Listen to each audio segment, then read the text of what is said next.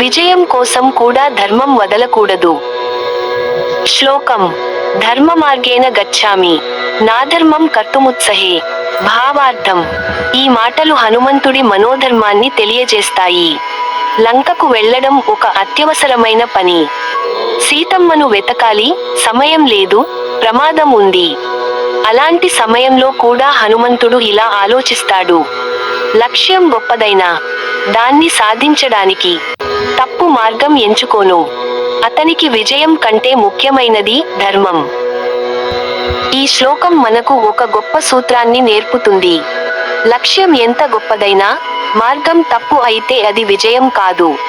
ధర్మం లేకుండా వచ్చిన విజయం తాత్కాలికం, మనసుకు శాంతి ఇవ్వదు. ధర్మంతో వచ్చిన విజయం నిలకడైనది, ఆత్మసంతృప్తిని ఇస్తుంది. హనుమంతుడు అందుకే మహావీరుడు. మన జీవితంలో, పరీక్షల్లో, ఉద్యోగంలో, వ్యాపారంలో, సంబంధాల్లో కొన్నిసార్లు మనసు చెబుతుంది, ఈసారి ఇలా చేస్తే త్వరగా గెలుస్తాం. కానీ హనుమంతుడి సందేశం, త్వరగా గెలవడం కాదు, సరిగ్గా గెలవడం ముఖ్యం. ఈ మాటలు మీ హృదయాన్ని తాకితే లైక్ చేయండి.